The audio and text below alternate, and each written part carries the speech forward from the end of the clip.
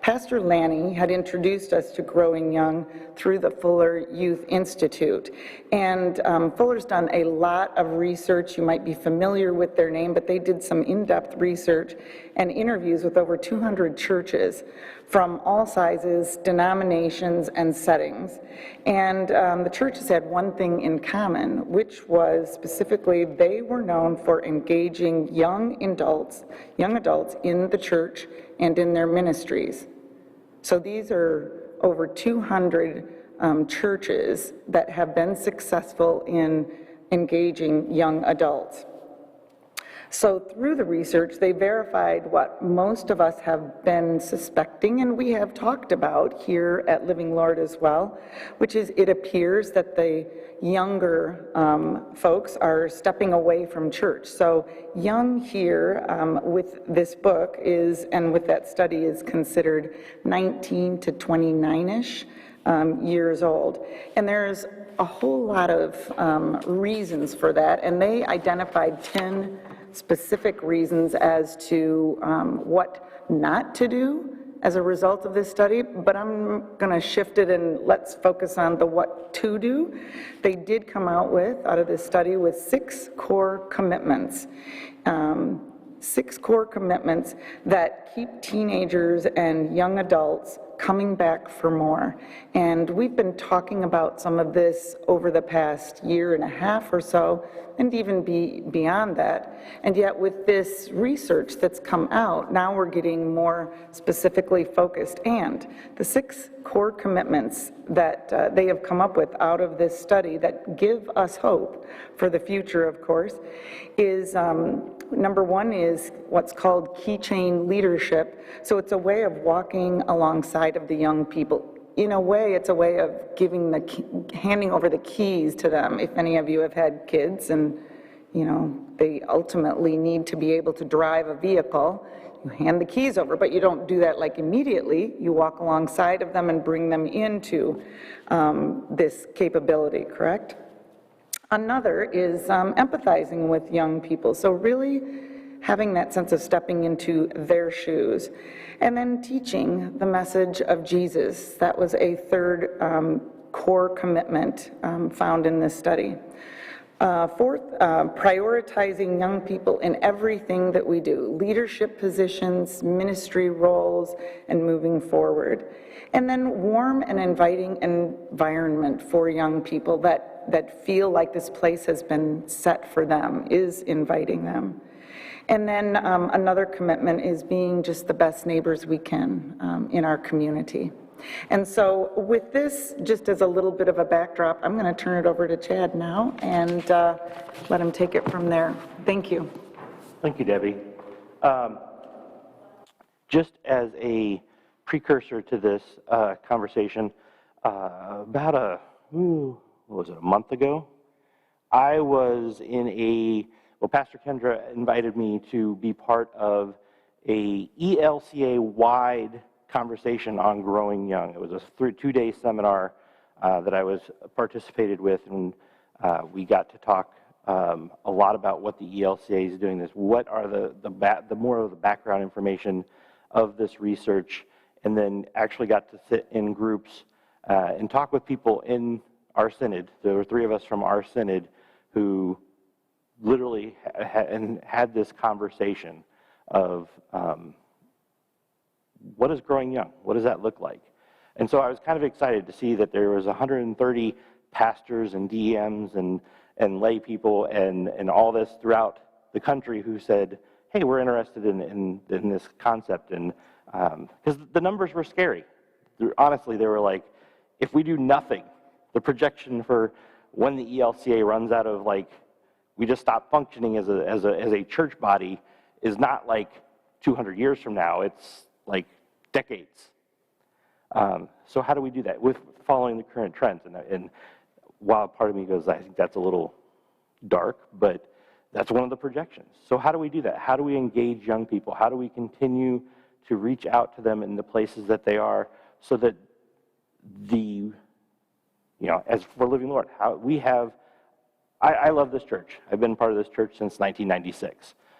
I got married in. It wasn't a choice. It was like, you're getting married into this church. So, but I've grown to love it over that time, and feel that this is my home. My daughter is the one who probably is more adamant about coming to church than I am, because this is her home. This is the place where her friends are, where people that she knows, she can walk in here. She has conversations with adults who ask her. I've been asked a dozen times this week, how's your daughter? Because she just had surgery. So she's connected. I'm connected. And I think I want more people to experience that connection. So that's why I got involved in Growing Young and saying, how do we grow that? How do we broaden that so other people within the church become more connected, and how those outside the church who are longing for the things that we as a church body, big church, little church, whatever, big C, little c, whichever one you want to go with, can provide and bring to them. So that's the point of this conversation today. And so, but I want to hear what you have to say. What resonated with you as you read this book? There's a lot of stuff with all these different core commitments. So part of it is I just initially want to hear what is the things that stood out to you that really kind of said either this aha or yes, I really see this and I really kind of agree with this concept. So I'm going to have a mic because we are recording this in case in live streaming this. So if you feel comfortable talking into the mic, that would be great. You can actually hear it through the mic, the mask, if you do speak up. Is this on? Nope. Is it on now? There.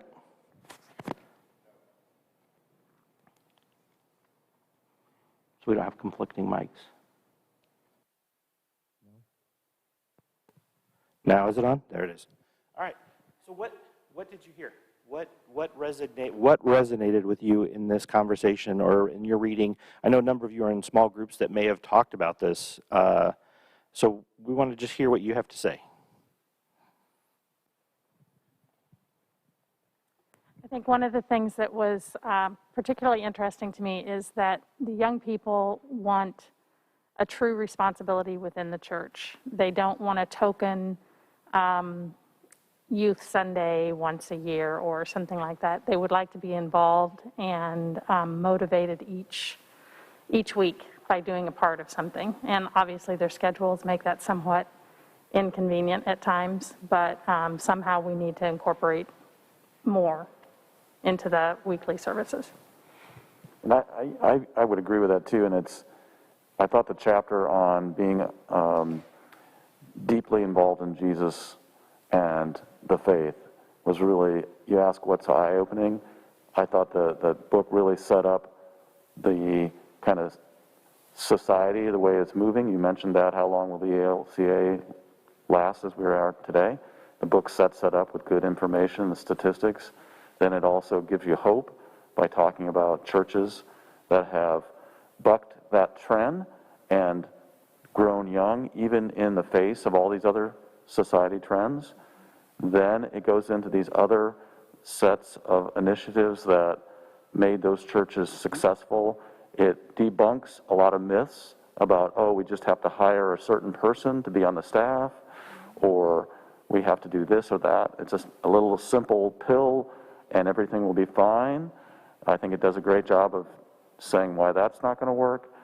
And then it sets up but a lot of things to really, as a church, soul search about what we are, who we have been, and probably who we have to be in the future.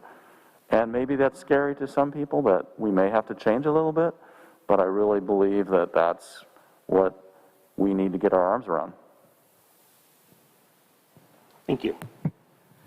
Yeah, I think that's one of those key things is it is scary because there has to be a change. If we keep doing the same thing that we've been doing for the last 50 or 60 years, we will continue seeing the same thing happen that we have been doing. And so, but I see it. I see the excitement of young people when you actually engage them in ministry. This past summer with COVID, we had usually we go to Leadership Lab, and it's one of the highlight of the week for high school students. This year we couldn't, and so they were, of course, very upset. But in response to that, we did a virtual Leadership Lab, and a number of the people who were behind the scenes organizing this were these 19 to 29-year-olds who were so passionate about the fact that what they got out of that experience, they wanted to make sure others have that.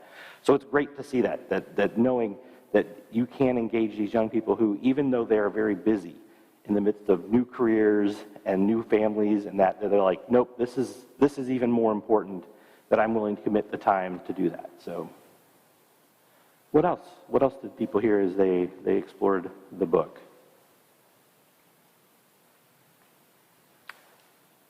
Yeah.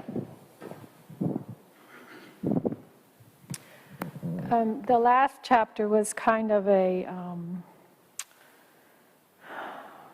caveats chapter, I guess, where they warned us that the biggest challenge that the church will have is the church itself, the congregation itself, that you'll have to adapt changes in your context to go just as fast as your church can allow that. And I thought that was a good warning, not to get too excited about all kinds of new things, but to remember that you have to bring everybody along with you. So I thought that was, it's like you've met the enemy and the enemy is me, You have to be careful of everybody's, how they'll take it. So I thought that was a good warning. Yeah, and I think that is true. Also, realizing that this does not mean that everything is just youth, young people.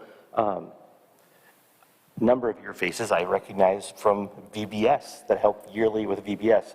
We have a lot of young kids who help with VBS and a lot of older people, and I think the amount of energy I see even amongst the older helpers with VBS, the teachers and those that run the thing, is amazing to see that interaction between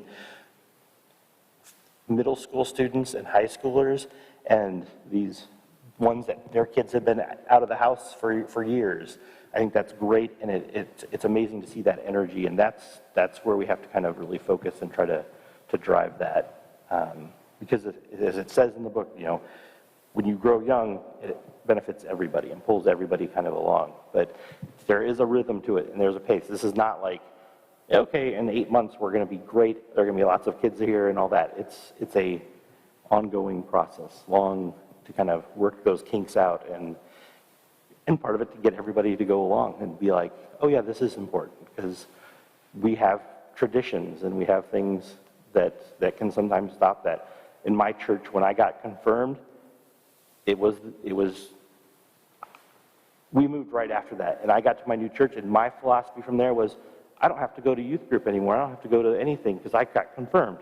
That was literally the philosophy of the church I was in, and I think a lot of churches have that, and that's culture to overcome. So, other thoughts that stuck out to you in the book, just aha moments or things that brought to light to you something that you hadn't thought about or that you see in the church here, and you're like, yeah, we do that, or we have that. What stuck out to me was looking at the journey of young people today in that age group compared to when I was 21, and to realize you have to empathize with the fact that it might take them 2 or 3 months to find a job, when you're thinking, well, just go get a job. Get 2 jobs if that's what you have to do. It's not even easy today to find 1 job.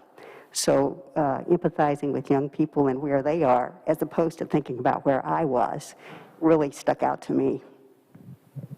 Yeah. It was interesting as my initial small group that sat around and did this, we had Alec Gerke, who's been in this congregation for most of his life. He's now a high school teacher.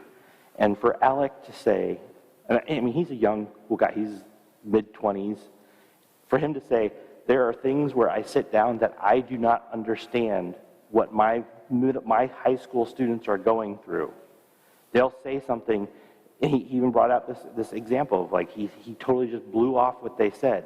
Like, that's not real. But he realized as he was reading, he's like, I just totally did not empathize with them. And I'm like, that's somebody who works with teenagers all day long, who's only a few years, I mean like 5 or 6 years out of college, and he's having that issue. So how is it for, I mean, there are times where I'm just like, really? Really? But I think that that was one of the big ahas for me too, is how do we empathize for them because it is so different. Yeah, I think they use that term, 15 is the new 25 and 25 is the new 15, I think, to make that comment, and that I think that's what you're talking about a little bit, Kay, too, is to me that was like, wow, and I have 28 and 30-year-old daughters, so not too far off of this age group, and I can really relate to how they mature differently and the experiences they have and how smart they are and how much information they have at their fingertips, which allows them to really learn fast in many ways, but not always. And so, to me, I think if our church could work towards a longer-term strategy about connecting with youth and finding ways for them to have things that interest them in this church, and how do we, as a church group and leadership group, make decisions with them in mind more often, maybe not all the time, but more often. And I think that's part of the slow, long-term change that we have to make. Linda was making a comment about you can't just do it too fast. So changing cultures takes time no matter what, and I think if we have an interest in pursuing this, we need to come up with a strategy that's longer term. Yeah. And I think we as a congregation here have a strong foundation of the importance of young people that was laid with our previous, pastors, and just saying, I mean, there are not many senior pastors that continue to do confirmation their entire career. And that was part of it because it was important to Pastor Roy. I know Pastor Steve has young ones, and so I'm very certain that it's very important to him in his current context what we're doing for young people and where that will be going. And so I'm very happy about that here. I know there are churches where it's like, well, kids should just sit and be quiet. At Leadership, I am a co-coordinator at Leadership Lab, and it's the 4th year, it's seniors, and we always have a conversation where we bring in the adult lab people to talk with these seniors and talk about what's going on in their context. And over and over and over, I hear churches who are like, or the kids go, we have our one day a month, one day a year that we get to share and do youth service. And beyond that, we don't get asked to do that. Whereas I know for a fact, because I've had people in this congregation come and tell me, if a young person says, hey, I would love to do this ministry, I would have 20 people who would say, I would be willing to support that.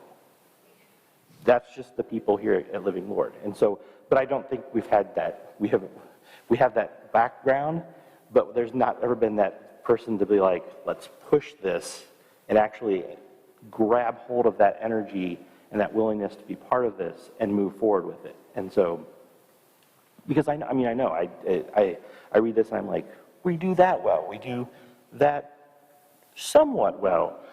There are some aspects of these 6 commitments that we do phenomenally well, but we could still improve. And so that actually leads me into the second part of this conversation.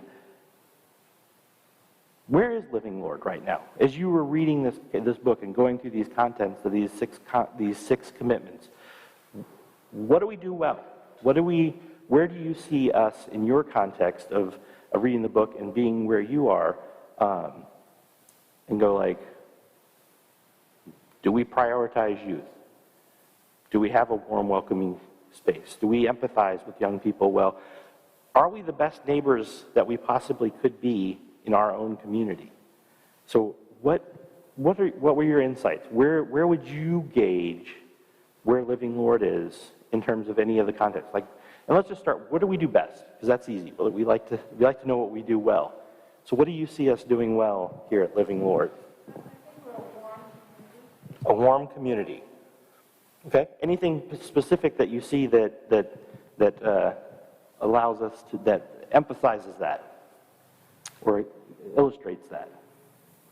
I think there's a willingness to help by people. We have a lot of volunteer helps with the church, and I think that could be extended toward the youth more in a more interactive way with them, intergenerational. I think we also do well in the clarity of the gospel. I think it's all about grace, right?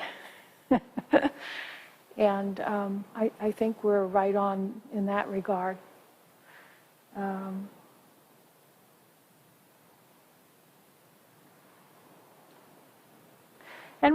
I think we have a lot of foundations of interacting with youth. I mean, the preschool was always a strong point with getting families in, maybe not so much lately as it was earlier. And maybe that's just a function of the church growing older. But we could certainly reignite that. And the Vacation Bible School has always been a strong point. So I think there's a foundation to work on, for sure. Definitely. Okay. Other thoughts? What struck you as something we do well, or that you see as something that we could definitely build on? I know as I was reading this and going through things, we are a warm, welcoming place. There are lots of people who are very eager to have relationships. There are very strong relationships that have been here. I think I see it amongst people who share and grow and take care of each other. I see it in some of my young people that they have an innately strong bond that keeps them together. That they want to be here. They want to do things. Cassidy Henry, no matter what I do, I ask her anything, I'll do it. I'll be there. And she just drags people along in her wake. And that's the kind of person that we need to be engaging and saying, okay, how do we do that? How do we do that? And why is she like that? And I will tell you that I think the part that they don't emphasize enough in this is while it is focused on young people, we have to involve, it has to be family targeted and say, how do we equip families? Because if I give you a list of the people that show up and help the most youth-wise in this congregation, it's families that are also here all the time or engaged in ministry. That's all. There are a few outliers. We've had a few that had no church connection. Alyssa Nelson is one of those who really had nothing besides grandma kind of got her connected. But even now she's a senior in college, and she's still coming back. She's coming and being more involved in the church now than she was in high school. But typically it's those families. And so how do we support families? How do we equip them to sit at home? Frighteningly enough, I did a survey a few years back and asked families, and I got about 18 responses back, and I said, is youth ministry important? Almost every one of them said, yes, it's very important. And I said, my next question was, do you feel equipped to be the spiritual instiller in your family? That person that builds the faith within your family. 95% of the responses said no. And so that's an indication. If parents don't feel comfortable talking to their kids about faith, it's not going to grow. So I think that's one of the aspects of that they mentioned, but it didn't really go into as much as I thought it probably should. I have not read the book. However, I have a loud speaking voice. You do. One of the things that I notice we do, and you can look for other opportunities, is for the teenagers and kids to read the lessons. I particularly find them after they read and compliment them how well they read. Because in my life and running different retreats for men, I find that a lot of people do not have the courage to stand up and pray in public. And this is a form of it. Okay, so when you talk about transferring that to the family, and somebody like you were talking about, that becomes somebody that can stand up and pray in public, because reading the scripture is prayer. And that gives them courage to do more things in public. So I think opportunities like that all over the place are what we're looking for. You know, that'll help. Definitely.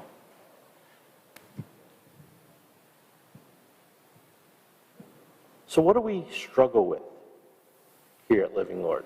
What are those things that we don't necessarily, as you may have read in those six commitments, there are some things I see from my ministry role, my role as a parent, that we may struggle with here in our context. Yeah.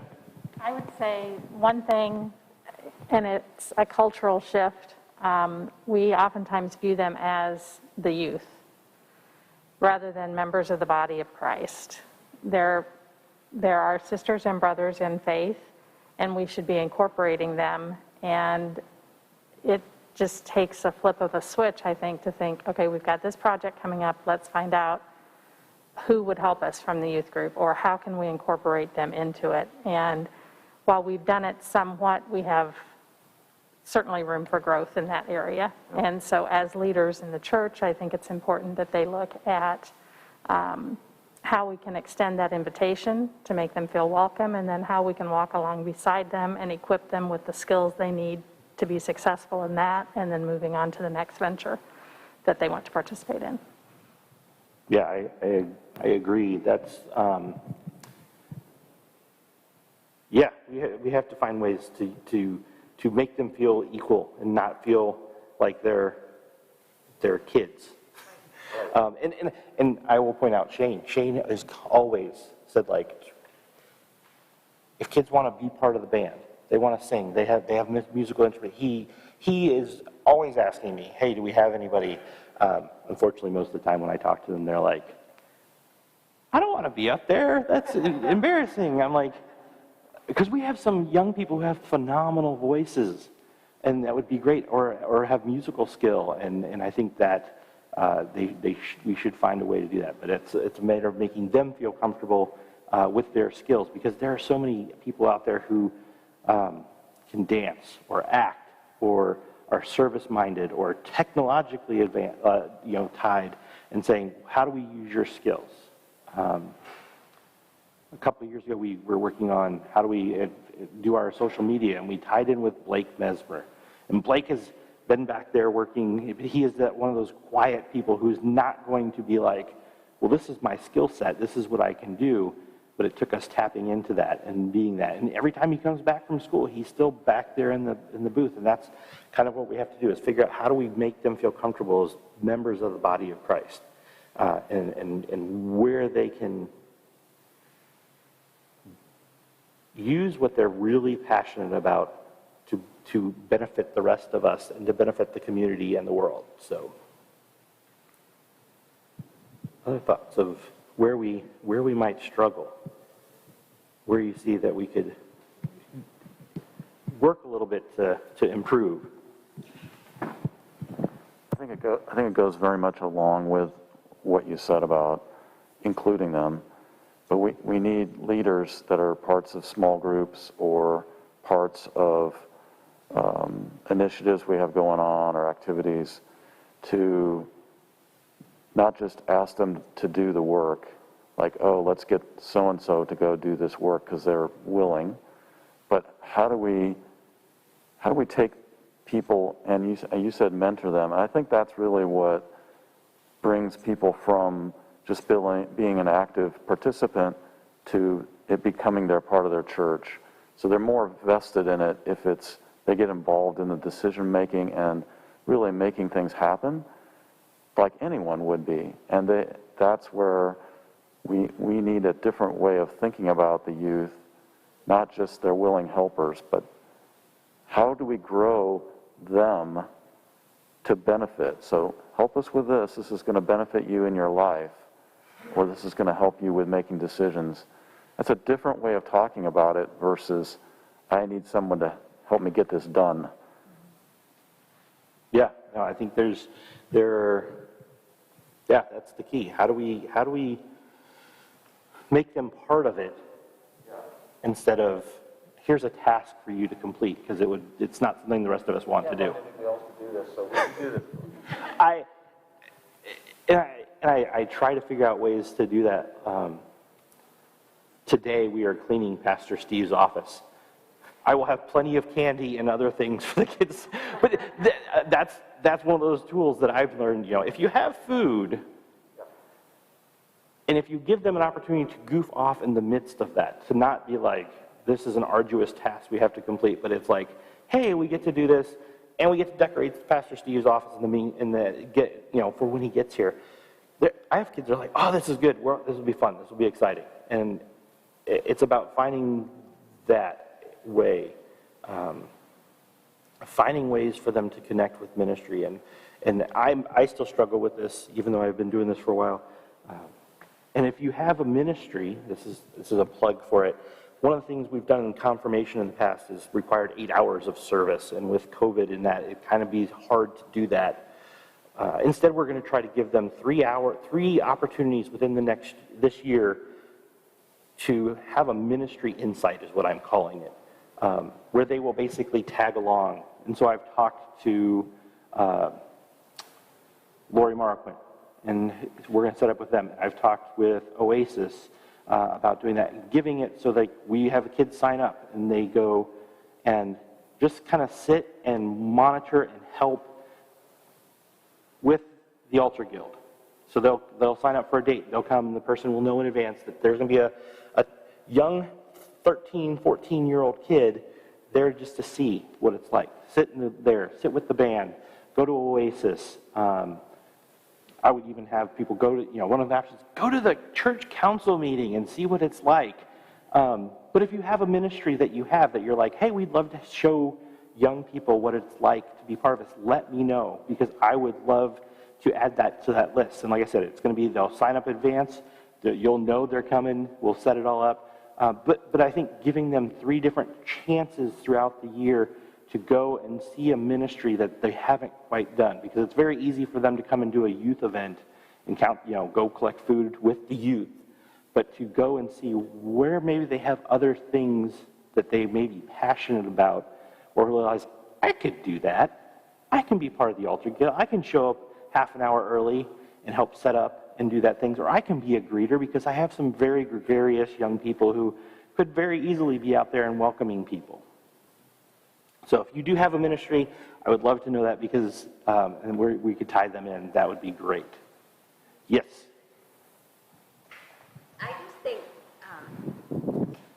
I just think one thing that needs to be pointed out is we want to help the youth, but in return, the youth help us when we are working with them. Like, they'll bring up things that, I have kids this age, so I have, they'll bring up things and I'm like, oh, I didn't know that, or I didn't think about it that way, and I've grown from what my kids have taught me as well. So I think that's important. It not only benefits the kids, but it will help the congregation overall. Yep. All right, we are getting near the endish time, and so, yes. Something else to add? Definitely. So this is not a specific, but kind of a general comment, and it's coming from my nephew who is a missionary in Czech Republic. And he says, I asked him the question one time, what do you think? You know, we were having the same kind of conversation a couple years ago, and I said, so what do you think? And there were actually 3 of them together, my nephew and 2 other young men that he had brought with him from Czech Republic. And he said, it's really coming down to 3 things. This is what they talked about, 3 things for them, because they're growing this whole youth movement inside the Lutheran Church there. And he said, I guess the one word would be excellence. So excellence kind of on the top of it. So when there is a youth event, use excellence in how you're setting it up. Like even if it is the candy, or if it's a retreat, or if it's just a youth evening, you know, here at church or whatever, you know, as they walk in, they can see that it's been set for them. You know, there's stuff in bowls, or there's, you know, something laid out that looks special, like somebody paid attention that they were coming. So it just hits that kind of, yes, I'm meaningful here. Second thing, the invitations to be involved, be relentless and care for them, and keep letting them know how valuable they are and how significant they are. And that's why we keep going back and inviting. We don't give up, we don't throw up our arms, that kind of thing. Just keep it. And he tried different approaches, and he talked about some of that. And then the third thing is, and then when you've got them, teach them, preach to them as Jesus would, you know, as he preaches to all of us as children, so that we can understand and be in that kind of grace-filled communion with them. Mm-hmm. So those are 3 things that he shared from Czech Republic. Yeah, well, and one of the things I've learned is that young people are better about inviting young people than I am. And because we've had this experience where we have to take, you know, this is a small thing, it's a growing thing, where you take a small set and you help them and equip them and guide them, and they will do the next step. I don't know how many times I would talk to the kids at Leadership Lab or youth events and be like, hey, I need you to come help with this, I need you to come help with this, I need you. Alyssa Nelson again, she'll go and she'll say, oh, I think you should do this. And they're like, oh yeah, I should do that. But that's part of it. I mean, for the rest of us, it's setting that stage, setting the environment, setting the feeling, giving the opportunity so that we find those young people, we relentlessly pursue them and say, you have a gift, we want you to be part of this, and they will do that. Because once you get one young person to do that. I mentioned her earlier, Cassidy Henry. Cassidy has brought numerous people. She brought a young friend who eventually, to confirmation, who eventually got confirmed. She had no real church background, and she's confirmed, and she still comes to youth stuff to this day. And so, you know, that's that. And part of that is because of who her family is and what they've done, but part of it is saying, hey, we appreciate what you're doing, we see what you're doing, how can we help you do what you need to do? And so that's really, I think, one of the keys that would do that. And my last question is really simple. Like, is this something that we should pursue? And I know that for me, from my perspective, that seems like a no-brainer, but is this something as a church that we should look into, that we should adopt? Should we grow in this way? Is it important? Because you know, if I think it's a great idea, that's great. If Pastor Steve thinks it, but if the congregation as a whole is like, you know, so is it? Is this a worthwhile endeavor? Is this something that we should try to see how it unfolds in our different ministries? Okay. I mean, and this will continue. This will grow. But I've seen a lot of nods. I've had a number of conversations. For the first time ever, I got invited to the Bible Babes Bible study to talk about youth ministry. which I think is great. I will gladly talk to anybody about youth ministry, what we're doing and what our goals are. But I think that's great that as part of this, they asked me, and I've been here 8 or 9 years now. But that's the first time somebody's like, hey, would you come talk to our group about youth ministry and what we're doing? And I think that's a wonderful aspect of this that's coming out of this, that people are going like, we don't know anything about youth ministry. We see the things we do, we think it's great, but could you talk to us about it? And that really, I think that's great, having that conversation and being like, well, what do we do? What do we see the things they do. We see the things where they come and they have Lab Sunday, and we see the kids every once in a while. And I do love the fact that we have kids who read. Even like, I love Evan Clayman. Evan, in his unique way, ever since he was like so little, would read in his own little cadence the prayers or the reading. But to have this kid who was like 9 years old up there willing to read the prayers, and I just think that's great. And because I have many of my high school, I'm like, hey, you should come and read this. And they're like, no, I will gladly serve communion. Or even that. I mean, encouraging the fact that we have young people when we were doing communion the way we used to do, looking up and I'm going like, there's 5 kids under the age of 18 up there serving communion, feeling that they are part of it, that they feel welcome to do that is great. And that's one of those foundations I see with us here that I'm just like, gives me the confidence that we as a congregation can do the things that we need to do to encourage young people, to grow young people, to give them the skills and stuff that they can grow and they can go out and become those that bring in other disciples. So, anything else we have? I mean, we're wrapping it up, but any last minute comment? I appreciate this. I love to hear what your feedback is and what you got from it. We're going to talk about it at the council retreat coming up in a few weeks. Well, a little bit more than a few weeks now. But the beginning of November, right? November 7th. We'll have a deeper conversation about this. But I will tell you, I'm already having conversations with Karen and Holly and others within the church saying, like, what do we do? Where does this go? What does this look like if we do try to go full bore? And Lewis and I have had numerous hours of where I am with him talking, and my wife will call like, are you coming home? Confirmation ended an hour and a half ago. So thank you. Thank you very much for coming and talking with us and sharing in this conversation. And I would be more than happy to talk to any of you about youth and how we can grow young together. Thank you. Thank you.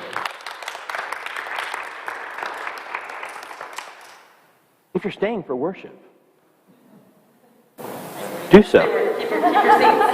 That would be great.